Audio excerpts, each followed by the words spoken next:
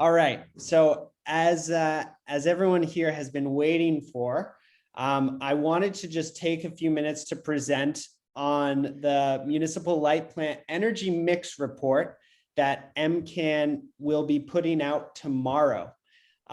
This is something that has been in the works for a couple months now, and we're really excited about this. We think that it's going to be very helpful, just as providing further context and information to our advocates, to our allies, and to other relevant stakeholders to municipal light plant policy. So first and foremost, why did we write this report? We just put out a scorecard in 2021, and that was released in September of 2021. And at the time, that report used the most up-to-date information and data that was available on clean and non-emitting energy data. But that was from 2019. And so every November, new information is provided to the Department of Environmental Protection. And so that became available in November. And because of that new information, we felt that it was necessary to update you all, to update our advocates. And we also thought that it was a great opportunity to provide more in-depth insight into, the clean energy mix, some of the trends that we're starting to see over time, and just make some observations that we otherwise, we didn't have space to make in our previous, in our scorecard. So just briefly, as far as the methods go, the methods aligned with the 2021 MLP scorecard. And so as such, the primary source that we used was the AQ31 reports. These are voluntary reports, so they're not required, that are submitted to the Department of Environmental Protection on an annual basis, reporting on the energy mix of MLP of MLP communities. There are other entities that are required that are not required, but that do report on this, that provide AQ31 reports. Thankfully, this is a form that every single MLP has submitted in 2020 or for the year of 2020, and every MLP, with the exception of one, I believe, reported for 2019. And so when we talk about the energy mix, and we're very clear about this in the report, we are talking about REC retirement. And this is the legally accepted practice of monitoring the energy mix. You have to account for REC retirement. That's how the greenhouse gas emissions standards are established. That's how we track clean energy and non-emitting energy in our mix. And there are a few different kinds that we look at. Class 1 renewable energy credits, those are what we constitute as clean energy. Class 2 RECs, they're older. They include a few other sources, that are not included in Class 1 renewable energy credits. And then you also have emissions-free energy credits. And those are, credits that are generated from facilities like nuclear and like large hydro facilities. One thing I want to be clear about, and we were very clear about this in our report, is that in line with the methods that the Department of Environmental Protection used, we did not account for Class 2 RECs that were not associated with a contract and that were from out of state facilities. So non-Massachusetts Class 2 renewable energy credits that were not associated with the contract were not included. And the reason for this is a fewfold. First and foremost, the Department of Environmental Protection does not actually allow MLPs to report on this in the AQ31 reports. There were several times, in fact, that had to be changed. And part of the reasons why they do that, and one of the reasons why we chose not to go that extra mile and kind of find these Class 2 RECs from MLPs, is because we do question the impact that they have on from an environmental standpoint. They're really paying for facilities to exist, there's less of an additive effect. And so because the Department of Environmental Protection does not account for them and frankly questions their impact, we also decided not to account for them.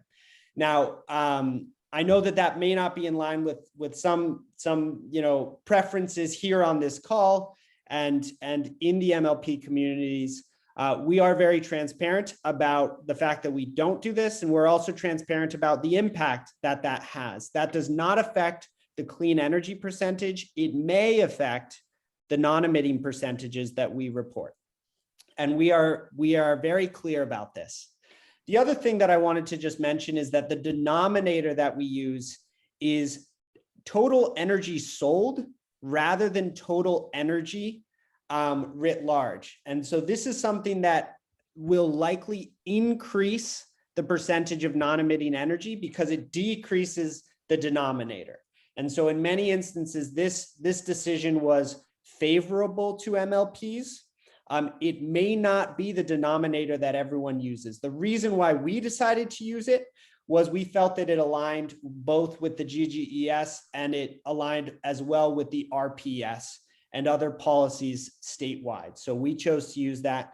And in many instances, it supports and kind of increases the total percentage of clean and non-emitting energy. And so based on these methods, we produced two major tables that I'm going to show to you right now.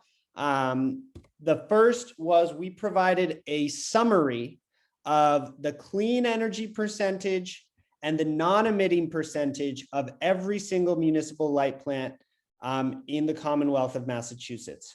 We also listed the changes in clean energy and in non-emitting energy between 2019 and 2020.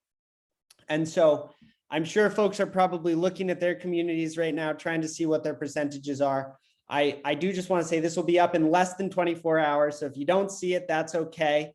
It will be up very shortly. The second table that we provide was a breakdown of the non-emitting percentages of each MLP's non-emitting percentage. And so just to be clear, the non-emitting percentage includes the clean energy percentage. You know, clean energy is a part of that non-energy percentage, or non-emitting, excuse me. I keep saying non-energy, non-emitting percentage. And so this table provides a breakdown of that by each MLP. Again, this is based on the renewable energy credit retirement. So where that REC retirement came from and which facilities those RECs were generated from. And so based on these two tables, when you look at the report, these are the two tables that you really want to dig deep into. But based on these two tables, we came away with 6 major observations, and I'm briefly going to share them with you today. So the first observation conclusion is that in 2020, 29 municipal light plants retired Class 1 RECs. So that means that 29 MLPs had some amount of clean energy in their energy mix. And that is actually a positive, and that's something that I think is an improvement from 2019. In 2019, there were only 9 MLPs that retired Class 1 renewable energy credits.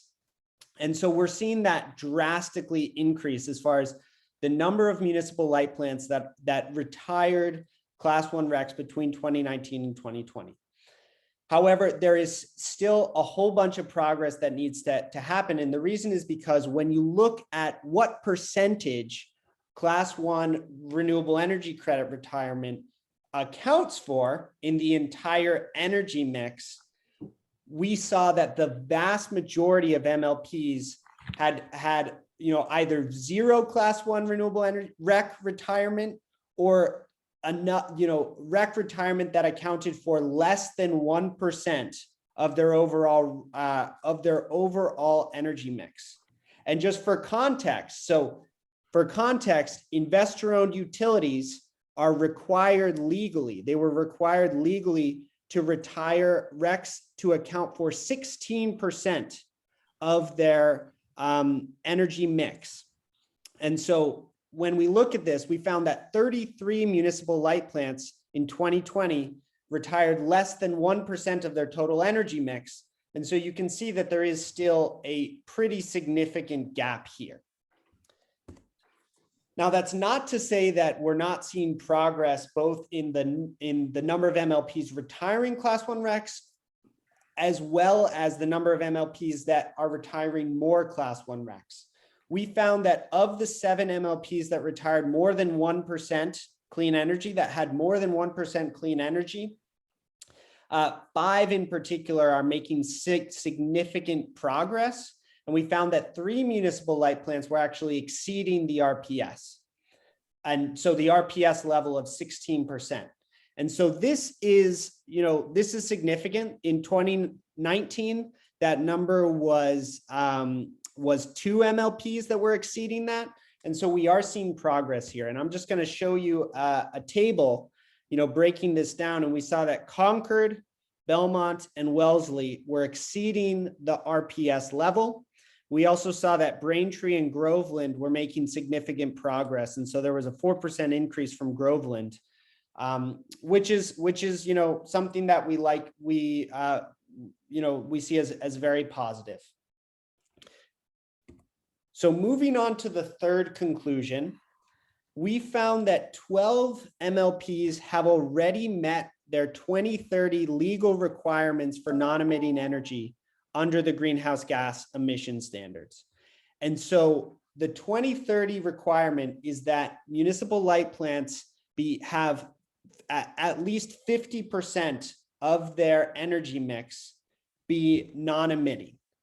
And so, so we're seeing that 12, based on our methods, there were 12 MLPs that have already met that level, that are already have greater than 50% non-emitting energy. We also found that 3 MLPs have met their 2040 level. And so that level is that in 2040, MLPs are required to be 75% non-emitting, in their energy mix. And so we are seeing real leadership here. And this is a conclusion, as we specify, that would likely, there's a chance that more MLPs may be above this 2030 threshold if you account for Class 2 RECs,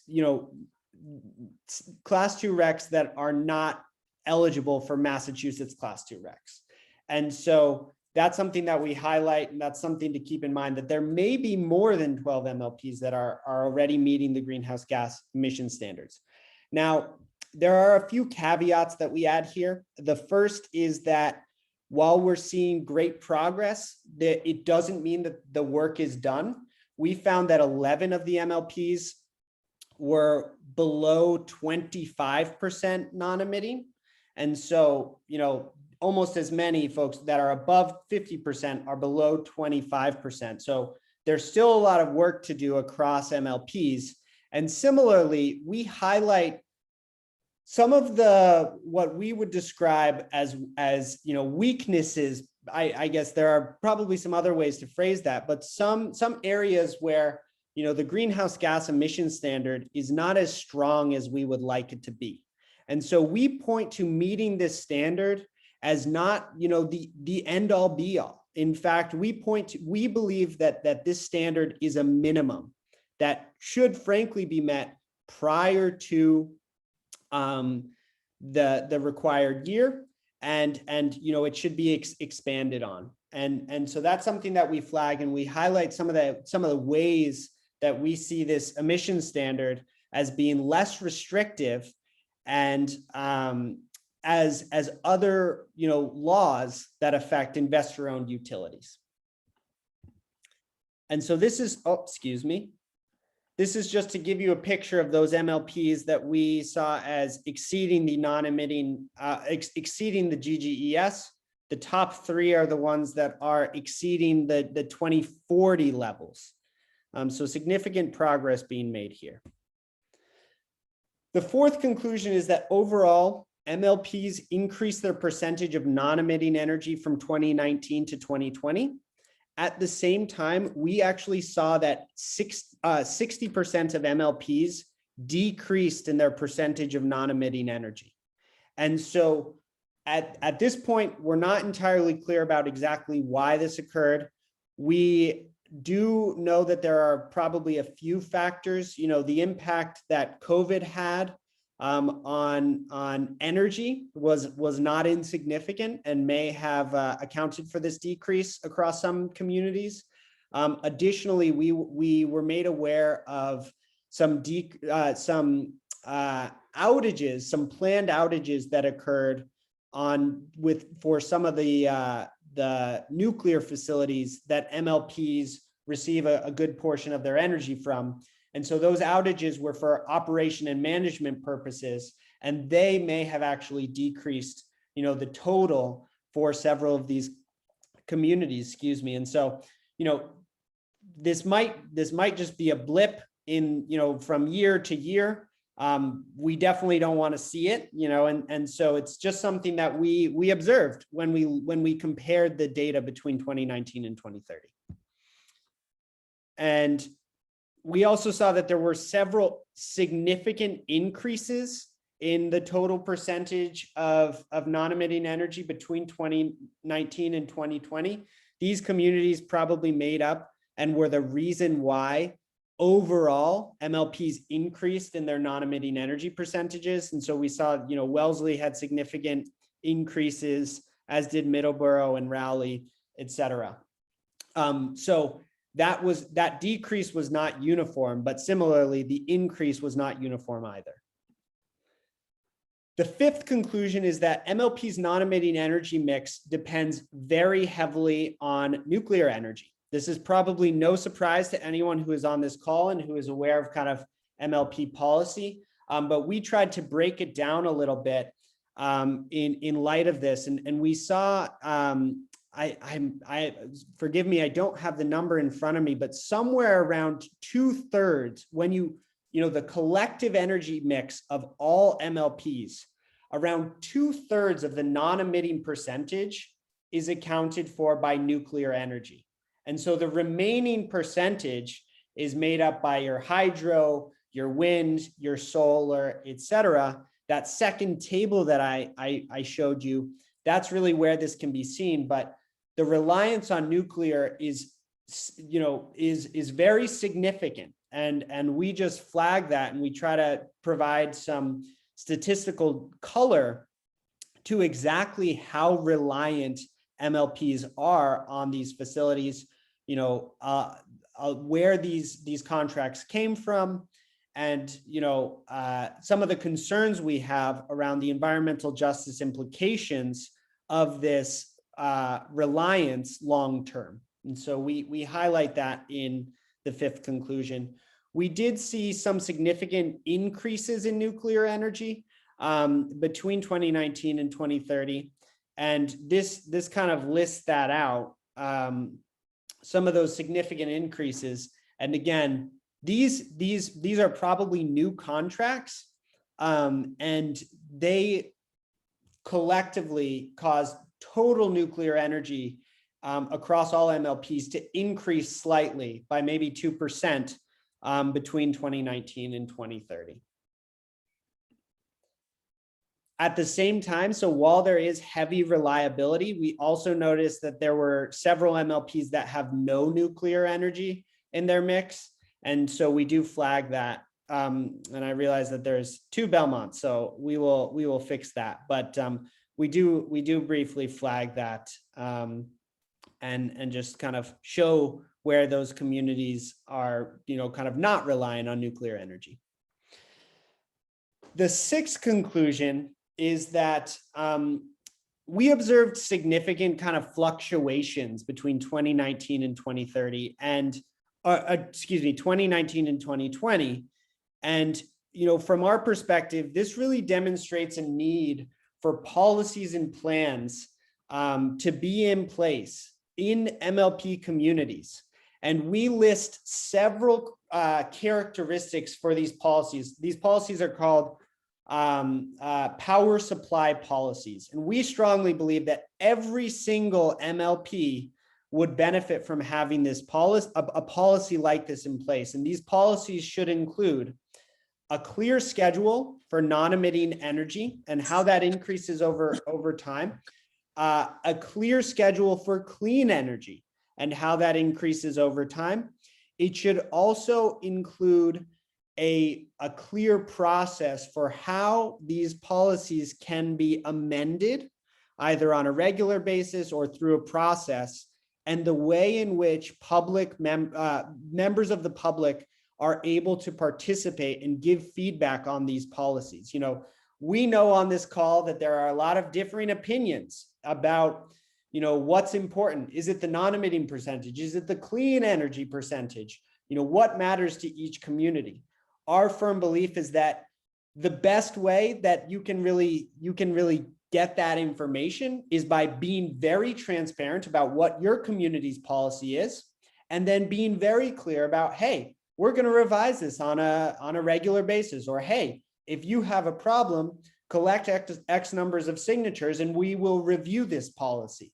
But having some process to allow for community views, interests to change is very important. And the only way you can do that is by having a clear policy and plan in place. Otherwise, things happen kind of behind closed doors, and it's very hard for everyday citizens to actually know what's going on.